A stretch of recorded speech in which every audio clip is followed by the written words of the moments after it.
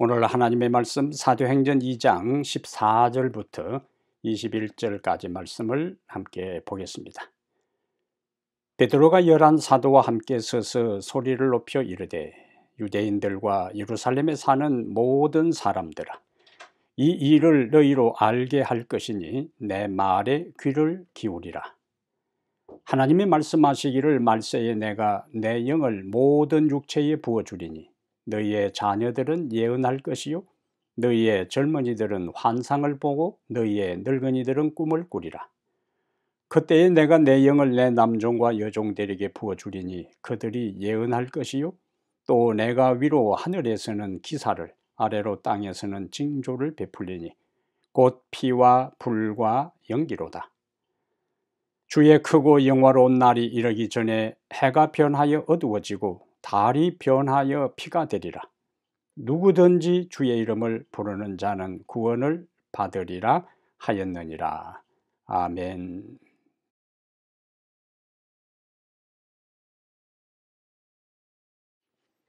오늘은 사도행전 2장 14절부터 21절을 본문으로 해서 평소의 영적 실력을 키워라. 평소의 영적 실력을 키워라. 이런 제목으로 하나님 말씀을 함께 살펴보겠습니다. 2024년 한 해가 마무리되고 2025년 새해를 맞이했습니다. 이 한 해 동안도 하나님의 변함없는 은혜와 사랑과 축복이 이 말씀을 경청하는 우리 모든 사랑하는 성도들 개인과 가정에 풍성히 임하게 되기를 바랍니다. 이제 본문으로 들어가서요. 오순절에 성령 충만을 경험한 제자들은 성령이 말하게 하심을 따라 다른 언어로 말하기 시작합니다. 그러자 오순절 절기를 맞아 여러 나라에 흩어져 살던 유대인들이 갈릴리 출신 제자들이 자기들 언어로 하나님의 큰 일, 하나님의 큰 행사, 역사를 말함을 듣고 신기하게 여기고 그들이 놀라게 됩니다. 심지어 어떤 사람들은 제자들이 세술에 취하였다고 조롱하는 사람들도 있어요. 이때에 예수님의 12 제자 가운데 지도자 격인 베드로가 즉시 백성들에게 요엘 2장 28절부터 32절의 말씀을 인용하여 설교를 시작했어요. 베드로는 따로 두루마리 성경책을 가져올 틈도 없었고 설교의 주제를 메모할 시간도 없었습니다. 베드로는 평소에 영적인 실력을 갖추고 있었기 때문에, 준비하고 있었기 때문에 그 순간에 영적 순발력을 발휘해서 백성들에게 가장 필요적절한 말씀을 설교할 수 있었어요. 이제 베드로가 설교한 동일한 본문을 통해 하나님께서 오늘 이 시대에 우리에게 주시는 기별을 이 새해 첫 예배 시간에 우리가 함께 살펴보겠습니다. 첫째로 하나님께서 성령을 주신다는 약속을 믿고 구하라. 하나님께서 성령을 주신다는 약속을 믿고 구하라는 기별을 오늘 본문에서 우리에게 해주고 있어요. 17절과 18절의 말씀입니다. 베드로는 오순절에 자신들이 경험한 성령 충만이 우연히 된 일이 아니고 요엘 선지자의 예언 성취라고 증거했어요. 하나님은 요엘 선지자를 통해서 말세에 나이와 성별과 사회적 신분과 지위와 상관없이 성령을 부어주실 것이라고 약속을 하셨어요. 그런 요엘 선지자의 예언은 오순절날에 부분적으로 성취된 것입니다. 예수님은 십자가에 달리시기 전날 밤에도 제자들에게 여러 말씀을 하셨지만 그 중에서 성령에 대한 말씀을 반복해서 하셨어요. 그것이 요한복음 14장부터 16장에 성령에 대한 아버지께서 예수님의 이름으로 보내실 보혜사 성령에 대한 말씀을 반복해서 해 주신 것입니다. 심지어 그가 부활하신 다음에 40일 동안 제자들과 함께 있으면서도 사도행전 1장 4절에 보면은 너희는 몇 날이 못되어 성령으로 침례를 받으리라고 성령 충만과 침례에 대한 말씀을 다시 제자들에게 강조하시고 또 약속해 주셨어요. 그러한 예수님의 약속이 말씀이 바로 오순절에 성취되었고 부분적으로 성취되었고 앞으로 예수님께서 말씀하시고 요엘 선지자가 예언한 그 말씀이 마지막 시대에 다시 한번 강력한 능력으로 반복될 것을 우리가 알 수가 있습니다. 베드로가 설교할 때에 그 오순절에 여러 나라에서 온 사람들뿐만 아니라 유다 각지에서 온 사람들이 예루살렘에 운집했는데 그 수천 명의 사람들 앞에서 베드로는 설교할 때 두루마리 성경을 회당에 가서 빌려와 가지고 거기서 본문을 찾아서 읽어가면서 하지 않았어요. 수천 명의 군중들 앞에서 평소 암송한 요엘서 2장 28절과 32절의 말씀을 인용하면서 거기에서 하나님께서 주시는 기별의 말씀을 성령의 감동을 따라 말씀을 전한 것입니다.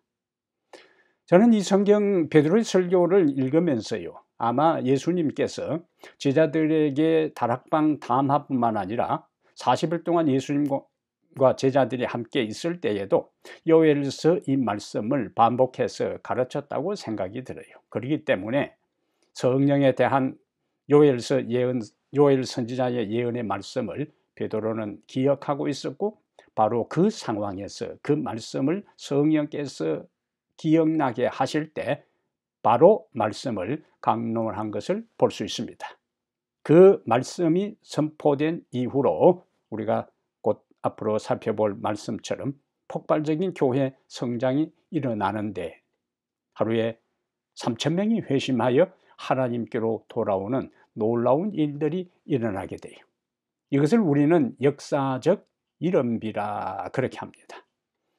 평소에 하나님의 말씀을 묵상하고 깊이 마음에 간직하고 있을 때 성령께서 결정적인 순간에 생각나게 하시고 전하게 하시고 전한 그 기별에 놀라운 결실을 가져온다는 것을 우리에게 알게 해 주는 것입니다.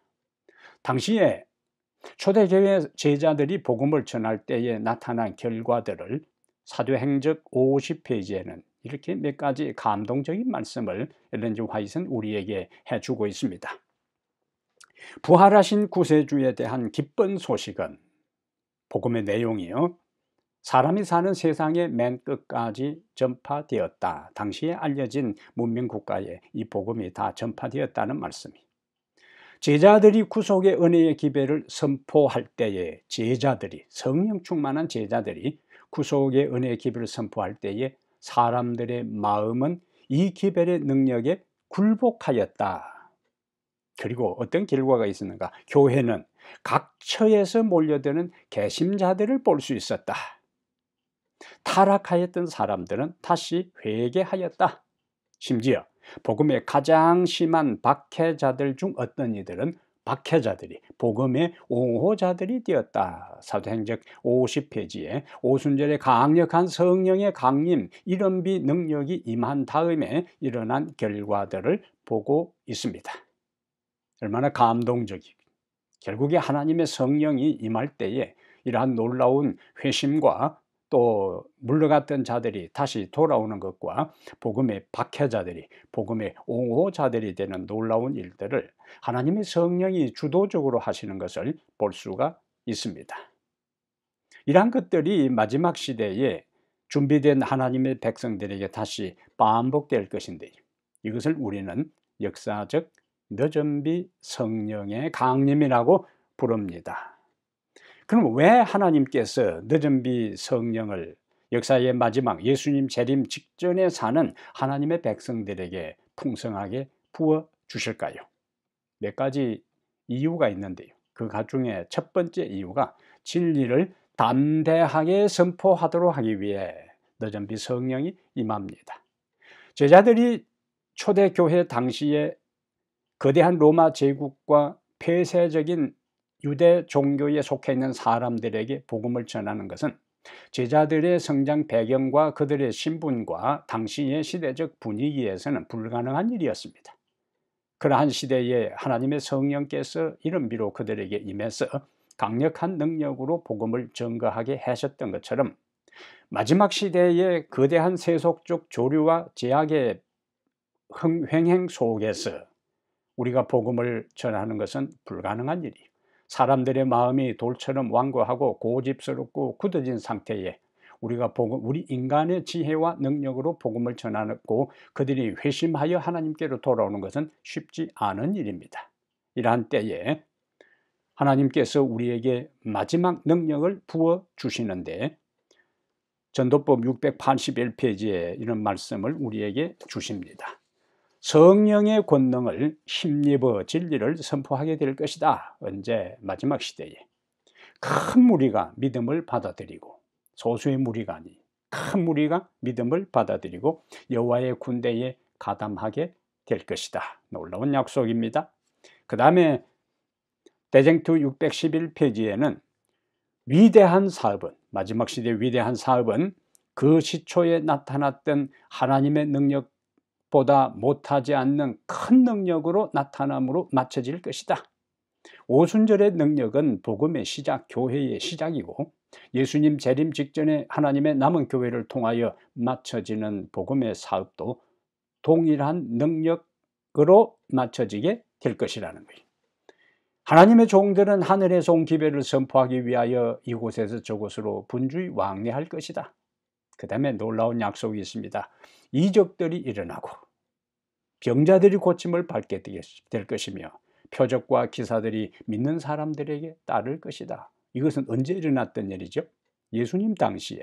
그리고 예수님이 하늘로 승천한 다음에 제자들이 이름이 성령을 받아 복음을 전할 때에 이적들이 일어나고 죽은 사람이 살아나고 병자들이 고침을 받고 표적과 기사들이 일어났는데 그 일들이 마지막 시대에 늦은 빛 성령을 통하여 반복될 것이라는 위대한 약속입니다.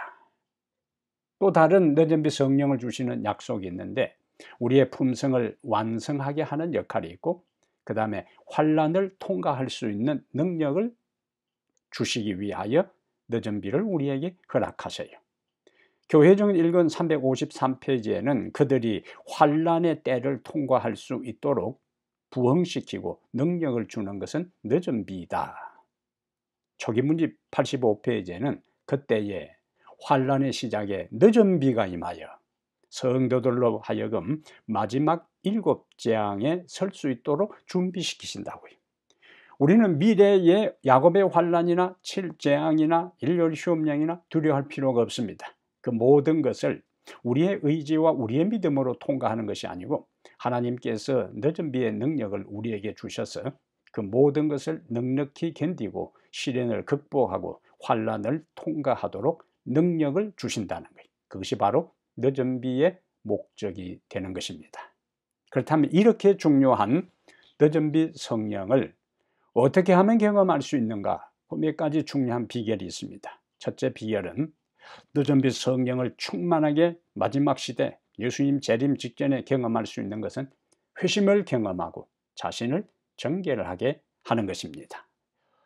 교회종은 6권 371페이지에는 주님께서는 결코 회심을 체험하지 않는 교인들과 한때 회심했으나 뒤로 물러간 이들 때문에 수많은 영혼들을 진리로 이끌기 위해 지금 역사하지 않는다고 해요.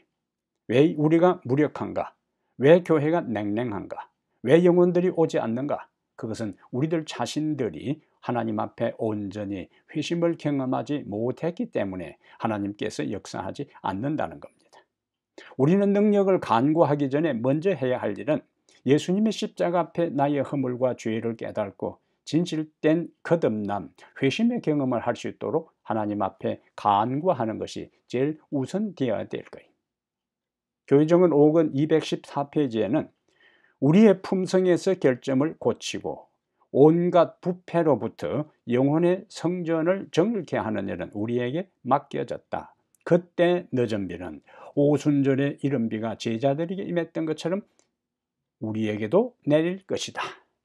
우리 자신의 죄와 허물을 고백하고 깨끗한 그릇으로 준비될 때에 제자들에게 임했던 동일한 성령이 역사의 마지막을 살아가는 우리들에게도 임할 것이라는 거예요. 두 번째 조건은 형제들을 사랑하고 서로 우애하는 일입니다. 교회정은 6권 42페이지에는 교인들이 서로 의견 차이와 원한을 품고 있는 한, 서로 다투고 시기하고 싸우고 있는 한 성령께서 결코 임하실 수 없다. 시기와 질투와 악한 비방과 험담은 사단에게서 온 것이며 그것들은 성령이 역사하실 것을 효과적으로 방해하는 요소들이라고 했습니다. 우리는 늦은 비에 성령의 강림을 간구하면서 우리들의 마음을 엄격하게 성령의 깨달음을 통해서 살펴볼 필요가 있어요. 성도들의 마음속에 시기와 질투와 다툼과 정오와 미움들이 가득 차 있을 때는 그러한 개인들이 모여있는 교회에 절대로 하나님의 영이 역사할 수 없고 다른 영이, 악령이 역사하는 비극적인 현상이 초래할 수밖에 없습니다. 주의 영으로 우리 속에 모든 있는 이러한 부정적인 요소들을 제거하고 십자가의 보혈로 깨끗하게 할 때에 그러한 교회의 개인에게 하나님의 늦은 비가 임할 것입니다. 세 번째는 영혼 구원 사업에 동참하라. 사람들은요, 나에게 능력을 주시면은 나가서 전하겠다고 하는데 하나님의 말씀은 그렇지가 않습니다. 약한 상태에서 나가서 일할 때, 복음을 전할 때, 주님을 위해서 헌신하고 봉사할 때 더 큰 능력과 은혜를, 파워를 우리에게 주신다는 거예요. 리밴드 헤럴드 1890년 2월 25일에 보면은 교인들이 살아서 일하는 교회들이 될 때 성령께서 그들의 신실한 간구의 응답으로 임할 것이고 늦은 비의 소낙비가 그들에게 열릴 것이다, 임할 것이다. 하늘의 창문이 열려 하나님께서 늦은 비의 소낙비를 부어 주실 것이라고요. 능력을 주시면 나가 일하겠다는 것이 아니라 있는 능력을 가지고 나가 일할 때 하나님은 감당할 수 있는 더 큰 은혜와 능력을, 늦은 비의 능력을 우리에게 주시는 것입니다. 그래서 우리들 자신이 회심하고 자신을 정결하게 하고 형제를 사랑하고 우애하고 영구원 사업에 동참하며 늦은 비를 위하여 기도하는 우리에게, 우리들 교회에 하나님께서 초대교회에 임했던 이른 비보다 더 강력한 능력을 우리에게 주실 것입니다. 이 약속을 온전히 믿고 확신하고 올해에 실제적으로 우리들 개인과 교회에 늦은 비의 충만한 경험을 다 하게 되는 은혜를 누리게 되기를 바랍니다. 두 번째, 오늘 본문이 우리에게 주는 기별이 있습니다. 주의 이름을 부르는 자는 종말의 때에도 구원을 받는다 하는 기별이 오늘 19절부터 21절의 말씀이에요. 주의 이름을 부르는 자는 종말의 때에도 구원을 받는다. 오늘 본문에 보면 피와 불과 연기가 나와요. 피와 불과 연기는 피, 전쟁의 참상에 대한 이야기, 불, 전쟁의 때에 파괴시키는 겁니다. 불태우고 파괴시키는 거예요. 그 결과로 연기가 나는 거예요. 그래서 피와 불과 연기는 전쟁에 대한 총체적인 상징에 대한 것인데, 이러한 말씀은 예수님이 31년에 하늘로 승천한 다음 30-40년 후에 예루살렘 멸망에 1차적으로 적용됩니다. 그리고 예수님 재림 직전에 이 세상에 일어날 참혹한 전쟁과 파괴에 대한 이야기가 피와 불과 연기요, 하늘로부터의 이적과 땅에서부터의 놀라운 역사에 대한 이야기들이 예루살렘 멸망과 역사의 예수님 재림 전의 파괴적 징조에 대한 이야기로 이해할 수가 있습니다. 이러한 것들을 우리가 여호와의 날이라 불러요. 특히 요엘서, 오늘 본문의 배경이 되는 인용한 요엘서는 여호와의 날이 반복해서 나옵니다. 여호와에는 동일한 여호와의 날이지만은 악인들에게는 여호와의 날이 심판과 파멸과 징벌의 날이요, 의인들에게 있어서 여호와의 날은 구원과 소망의 날입니다. 그래서 여호와의 이름을 부르는 사람들에게는 여호와의 날이 구원의 날이 될 것이고, 여호와의 이름을 부르지 않고 믿음의 길을 걷지 않는 사람들에게는 여호와의 날이 심판과 징계와 파멸의 날이 되고 말아요. 예수님께서 예루살렘 멸망을 미리 내다보시고 마태복음 24장에서 중요한 말씀을 하셨는데, 마태복음 24장 15절과 16절에 멸망에 가정한 것이 거룩한 곳에 선 것을 보거든 산으로 도망가라 말씀을 하셨어요. 멸망에 가정한 것은 로마 군대요, 거룩한 곳은 예루살렘입니다.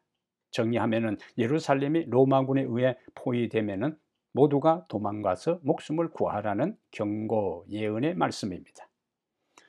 서기 66년에 로마의 세스티우스 장군은 로마의 최강 23,000명의 군사를 이끌고 예루살렘을 포위합니다. 문제는 예수님께서는 예루살렘이 로마군에 포위되는 걸 보고는 도망가려 했지만은 그 포위가 갑자기 이루어진 관계로 성 안에 있는 그리스도인들이 한 명도 도망가지 못했어요. 그러면 예수님의 말씀은 하시나 마나지, 도망가지도 못할 말씀을 뭐하러 하시냐 그거예요. 그러나 문제는 예수님은 책임지지 못할 말씀은 하지 않습니다. 예수님이 하신 말씀은 반드시 이루어져요. 6개월의 포위 끝에 예루살렘이 거의 함락 직전, 항복 직전에 있을 때 세스티우스는 갑자기 이유를 알 수 없는 이유로 포위망을 풀고 퇴각합니다.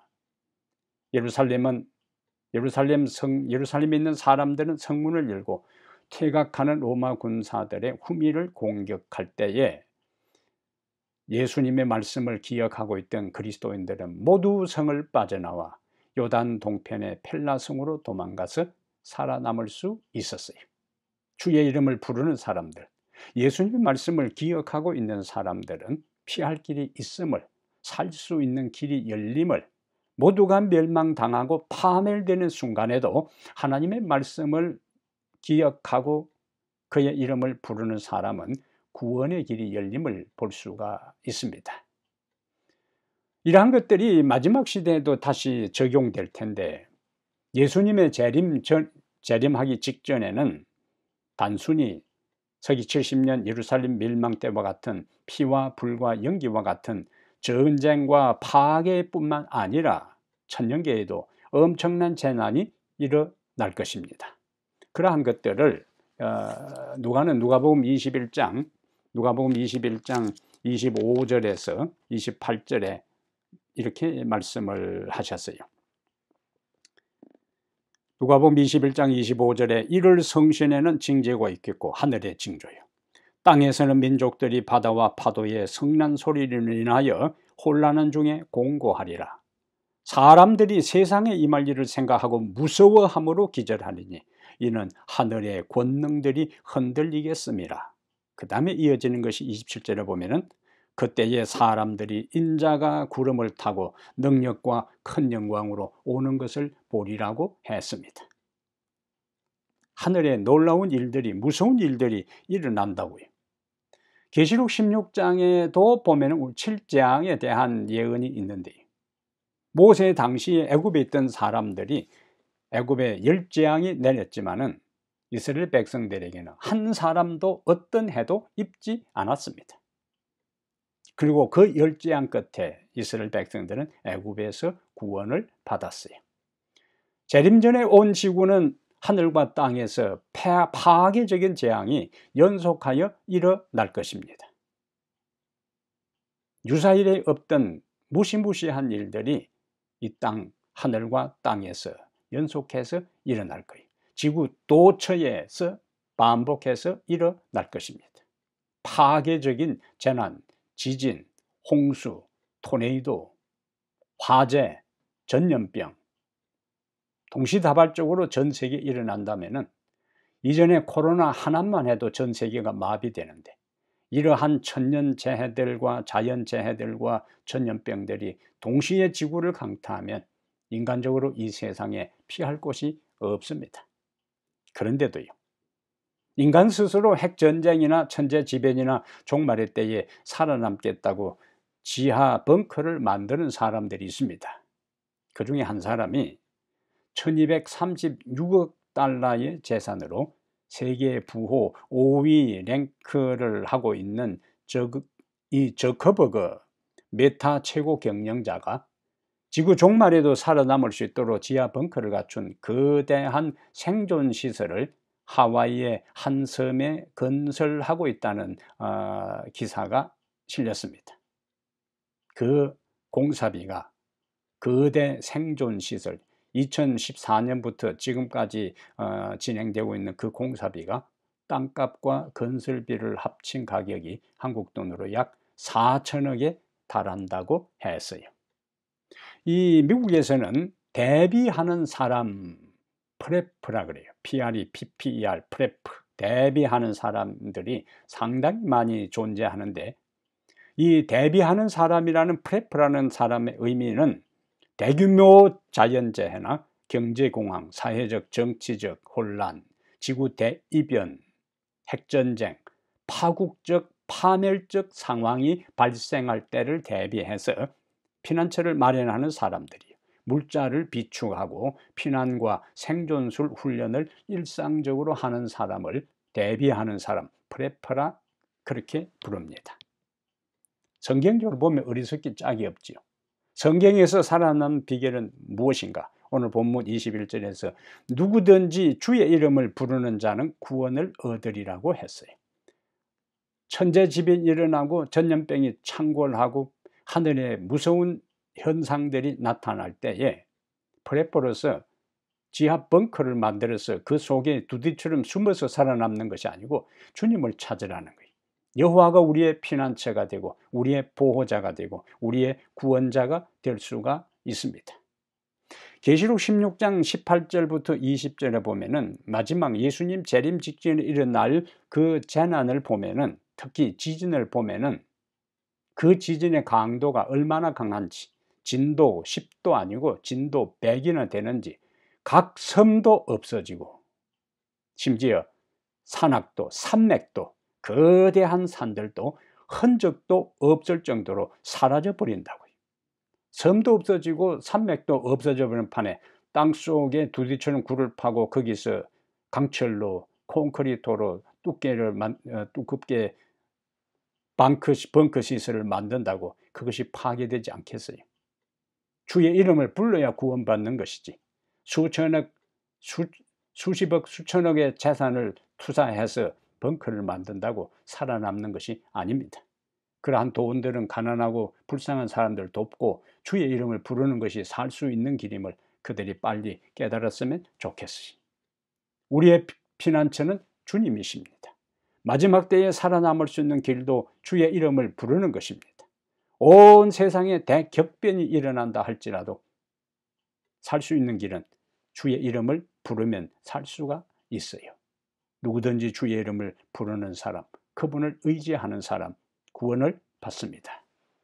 그러므로 사랑하는 여러분, 하나님은 요엘 선지자를 통해서 성령을 부어주실 것을 약속하셨는데 오순절에 그것이 그 약속대로 기도하는 성도들에게 임했어요. 그리고 그 능력으로 그들은 복음을 전했습니다. 요엘 선지자의 기별이 오순절에 1차적으로 성취되었다는 것은 그 예언의 말씀이 예언한 그대로 마지막 때에 다시 성취될 것이라는 믿음을 우리에게 주셔요. 그 능력을 받은 사람은 진리를 증거하고 그리고 예수님 앞에 서기에 합당한 품성을 회복할 것이고 환란의 때에도 살아남을 것이고 지구의 대격변의 때에도 남은 자가 될 것입니다. 이 모든 일은 그날 갑자기 이루어지는 것이 아니고 평소에 영적 실력을 키우는 사람, 평소에 하나님을 찾는 사람, 평소에 하나님의 영의 감동을 받는 사람, 평소에 말씀을 가까이 하는 사람, 평소에 무릎 꿇는 사람에게 하나님께서 그 은혜와 그 능력을 주십니다. 2025년 새해가 시작되었습니다. 이제 자칫 잘못하면 며칠 지나면 그냥 새해의 결심도 작심삼일로 흐지부지 끝나버려요. 오늘 이 말씀을 들으면서 다시 한번 마음에 결심하고 평소의 영적 실력을 키워 역사의 그 큰 위기의 때에 주님의 능력을 받아서 구원받는 살아남는 자가 되어 주님 앞에서 구원의 노래를 부르는 그 자리에 우리 모두가 서게 되기를 간절히 바랍니다. 하늘에 계신 우리 아버지, 새해 첫 안식일 예배를 저희들이 드립니다. 이 한 해에 필요한 말씀을 우리에게 주시니 감사합니다. 어떤 경우에도 평소에 우리의 영적 실력을 키워서 위기의 때에 살아남는 자들이 되게 해 주시옵소서. 새해 아침에 결심한 그 결심 그대로 주님을 찾게 하시고 주의 이름을 부르게 하시고 그 결과로 그 큰 위기의 때에도 온 지구가 파괴되는 그러한 때에도 담대하게 주님 편에 서서 구원의 노래를 부르는 구원받은 성도들 되게 하옵소서. 우리 주 예수님 이름으로 기도합니다. 아멘.